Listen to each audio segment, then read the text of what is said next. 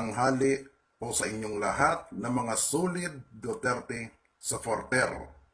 At doon sa mga nag-request sa akin na gawan ko ng paraan na makausap ko itong walang kwentang senador na si Antonio Trillanes, ay ipaparinig ko na po sa inyo.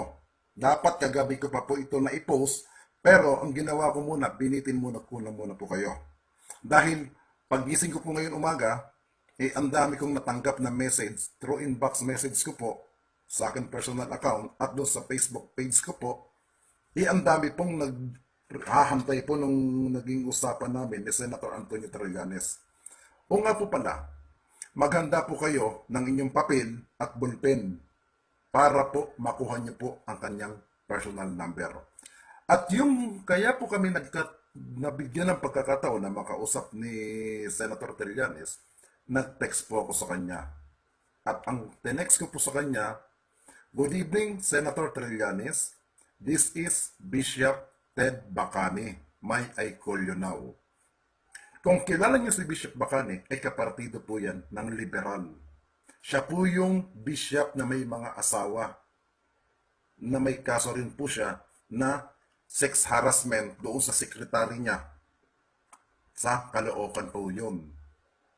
Yung nangyari po yun. At pinangalanan din po siya ng ating minamahal na Pangulong Duterte about do sa asawa ni Bishop Bacani. Uulitin ko po, maganda po kayo ng ballpen, papel, para mapakinggan niyo po ang amin naging usapan ni Senator Trillanes. Ito na po ang naging usapan namin. Pakinggan niyo pong mabuti. Hello, good evening, Bishop. Yes, si Senator. Opo. Yes. Senator, kamusta na po kayo? Mabuti naman po.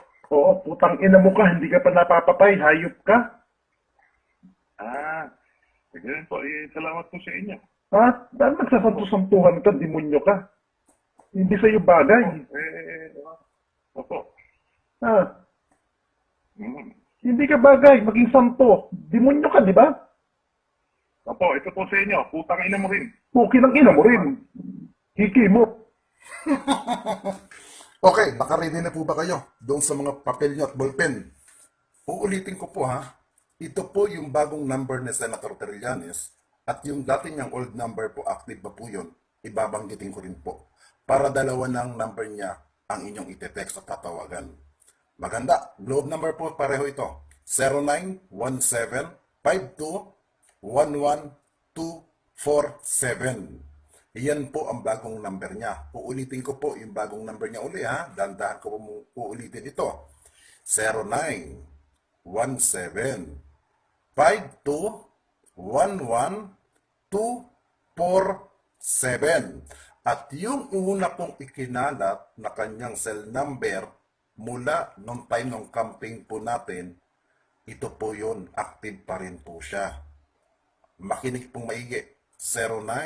0917-868-3463. I repeat, 0917-868-3463. Nakuha nyo na po ba?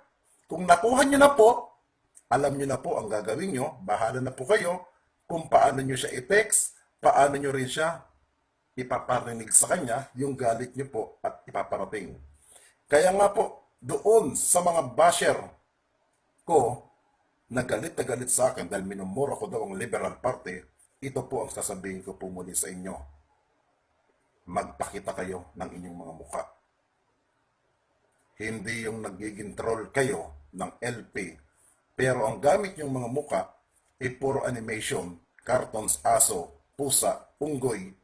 Sa bagay, mga animal naman kayo sa LP, kaya dapat lang ang gamitin ninyo, puro mga profile picture ng mga hayop. Ang tanong nga lang, totoo nga ba kayong aso? Muli, maraming salamat po doon sa lahat na nag-view ng aking video ng mga nakaraan, at lalo na doon sa naging murahan na pagmumura ko kay Senator Franklin Drilon. Hindi po ako natatakot sa kahit anong bantang kaso. At kahit na po doon sa mga deterrent na pinadala sa akin ng mga taga-Liberal Party, hindi rin po ako takot Maraming salamat mga kasulid DDS. Isa yan sa mga pag-uusapan natin, mga kapatid, ha? Ay, wag ho kayong mag-alala. Sunshine. Yung si Senador Trillanes, ay hindi nyo na naabutan yung balita kanina. Pinag-aaralan na po ni Secretary Salvador Panelo ang Presidential Legal Counsel. Si Secretary Panelo, mamaya kausapin natin. Mukhang may paglabag daw sa binigay na amnestiya ni Pangulong Noynoy Aquino dito kay Trillanes. Hindi ba nagkudita yan? Ang kudita po, ang kaso niyan habang buhay na pagkabilanggo. Kung may death penalty pa tayo, bitay po yan. Treason ang tawag mo dyan. Ha? Treason, yung pagre-rebelde mo. Sundalo ka, tagapagtanggol ka ng konstitusyon ng bansa. Biglang magre-rebelde ka. Treason ang tawag doon. Ha? Yung ika nga, trinaydor mo yung iyong bayan. Ang ginawa ni Noynoy, yung pala, may plano na talaga itong dalawa na ito. Magiging supporter pala ni Noynoy ito. Magiging tuta pala ng Noynoy administration itong Trillanes. Kaya pinakawalan niya. Sige, Trillanes, papakawalan kita, ha? Pero bahala ka na sa akin dyan sa Senado. Yes, sir, yes, sir. Yes, sir. Hindi pa tapos. At saka, yes, sir, yes, sir. Yes, sir, yes, sir. Ayan. Pero ngayon po, pinare-review at re-reviewin daw ni Secretary Sal Panelo, mukhang may mga paglabag daw. Kasi po yung pagbibigay ng amnestiya, meron po yung konsiderasyon. May sinusunod po yan ng mga alituntunin. Hindi basta-bastang ibinibigay lang po ng Pangulo yan kahit kanino. Meron pong mga patakaran, may proseso yan. Mukhang nasisilip po ni Secretary Salvador Panelo, may paglabag na ginawa ang Pinoy. Entonces, pag may paglabag po ito, pwede pong ibalik sa kulungan si Senador... Anong Senador Demonyo? Senador Antonio? Anong Demonyo? Ito naman loko itong engineer namin. Antonio! Natakpan lang ng papel. Pasensya na kasi ang nababasa ko lang ang NIO. Antonio pala, natatago yung ANTO. Nabasa ko lang NIO. So akala ko Senador Demonyo Trillanes. Antonio. Senador Antonio Trillanes. May kalalagyan itong mamang ito. Sabi ni Secretary Panelo, mukhang may paglabag daw. So ito'y sinisilip niya na.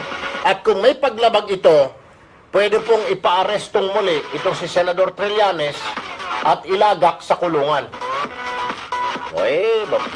Marami pong matutuwa, magiyay palakpakan. Ayan sa Facebook, puro tawanan ng tawanan yung mga tao. Abangan na lamang ho natin yung pangako ni Secretary Sal Panelo. Anyway, isa pa sa pag-uusapan natin yan. Isa pang pag-uusapan natin, mga kapatid, ha? Ito pong... naalala nyo ba, itong si Secretary Gina Lopez, isa pa itong sakit sa ulo kay Manong Digong. Nagmamayabang. Ipapasara ko, I will close down all the mines for violating. I will close down all the mines that are operating on the watershed. Secretary Lopez, daldal ka ng daldal, ngak-ngak ka ng ngak-ngak. Bakit yung isang quarry sa Batangas na ang pangalan ay Balfour, na sa may watershed ng Batangas, nagkakwari, tinitibag-tibag yung mga bato do't hinuhukay?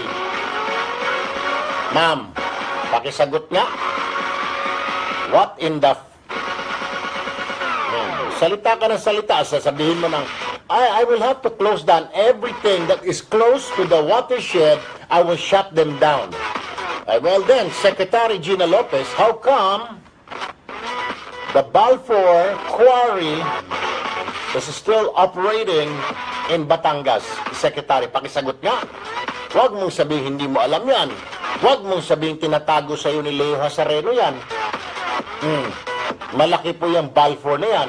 Tanungin mo yung mga taga Batangas. Secretary, huwag mo nang dagdagan ang sakit ng ulo ng Pangulo. Marami ng problema ang Pangulo. tumulong ka na lang, huwag kang pabigat. Halos magkandarapa na ang supporter ng Manong Digong Duterte sa pagsuporta. Ikaw naman, dadagdag ka sa problema. Eh kung dagdag ka sa problema, lumayas ka na lang dyan. Pati ba naman ikaw, bibit-bitin pa ng mga Duterte supporter. Eh lumayas ka na lang dyan. Wala kang karapatan na umupo dyan. Salita ka ng salita, wala kang salita. Huwag mong gayahin ng Manong Digong na may isang salita. Ikaw, nagmamayabang ka na, I'm closing down all the mines that are in watershed. Oh, eh bakit itong Balfour sa Batangas hindi mo maipasara? Porket meron kayong stocks dyan ng iyong mga pamilya? O Manong Digong, diretso. Sinabing dadanak ko doon, dadanak. Sinabing walang kurap, o sinibak. O. Ay ganun. Kung gusto mong gayahin si Duterte, gayahin mo. Pero hindi mo kayang pantayan. Kaya kung hindi mo kayang pantayan, lumayas kayo. At sa lahat ng mga miyembro ng gabinete, mga sir, mga ma'am, utang na loob. Isa lang po ang gagayahin ninyo. Kung po pwede, bukod po sa inyong tanggapan na may mga litrato ni Duterte sa uluhan ninyo, iuwi nyo yung litrato, ilagay nyo yung litrato ni Duterte doon sa salamin. Para tuwing umaga kayo magsusuklay, nakikita nyo ang mukha ni Duterte. Na yun ang inyong gagayahin. Ganun lang kasimple yun eh. Oh. Pagdating mo sa kotse, kung gusto mo, ilagay mo rin doon sa, dahil may driver ka, doon sa headrest, ipaskil mo rin yung litrato ni Manong Digong. Para nakikita mo. Tingnan mo sa Thailand. Pansinin mo yun, di ba? Kahit saan ka pumunta, may litrato ng hari ng Thailand. Para paalala sa kanila na umayos kayo, itong hari natin, umayos, maayos. Ganon din sa Saudi. Pumunta ka kahit saang anggulo, kahit saan ka pumunta, may litrato ng hari. Naaalala nila. Siguro kailangan din, huwag naman yung taong bayan. Kayo lang, mga miyembro ng gabinete, mga nasa gobyerno, ilagay nyo sa wallet ninyo litrato ni Manong Digong. Dalawang purpose noon. Para ipaalala sa iyo, umayos ka, magtrabaho ka. Pangalawa, binabantayan ka at baka masibak ka. Pero lang ka, simple yun. Mario Joseph. Ayan po ang mga pag-uusapan natin. At ang ating tanong ngayong umaga. Kailangan na ba talagang palitan ni Manong Digong si Gina Lopez? #appointment. Wala po dagdag pabigat lamang po ito Salita na salita. Kaya ko natin na sisilip ito kasi malapit na po yung kanyang pagharap sa Commission on Appointments. Dalangin ko lamang wag mo na ma-appoint ito. Bakit kanyo? Kasi pag na-appoint ito, baka gumawa ng kapalpakan. Ngayon nga, palpak na nga masilip ang bato, ang tama kay Manong Digong. Ganun lang ho kasimple yun. Yung mga kapalpakan, good morning Sir Jacob. Yung mga kapalpakan ng mga nasa gobyerno, ang tatamaan si Manong Digong. Ganun ho yun Protégé ka Ikaw yung sumasalamin sa boss mo. So ang tingin ng tao sa'yo, ikaw si tao ka ni Manong Digong. So pag sumablay ka, sablay si Manong Digong. Kaya nga sir, Manong Digong, sibakin mo na ito. Huwag mo nang intayin na hindi appoint ng Commission on Appointment. Anyway, mga kapatid, yan ang mga pag-uusapan po natin ngayong umaga, 8:25 in the morning. Sige, okay na yan. Tatlong topic na yung pinag-uusapan natin. And then, yung update doon sa, yung pangatlong topic natin, IB, yung update doon sa botohan kagabi, na sinasabi mo, hindi yan. Reklamo, hindi yan. Update doon sa death penalty bill. Pumasa na raw sa second reading. Kagabi, nagbotohan sila. Pero, ewan ko mga kapatid, dagdagan ko lang ng sakit ng ulo ninyo. Akalain mo ba namang pag nagnakaw ka sa kaban ng bayan, libre ka? Hindi ka kasama sa death penalty? My goodness! Sino gumawa niyan? Mga mambabatas. Pag nang-rape ka ng 4 na taong gulang na bata at pinatay mo pa, hindi ka kasama sa death penalty? Punyetas! Judas Hestas Barabas! Anong klaseng death penalty yan? Walang silbi.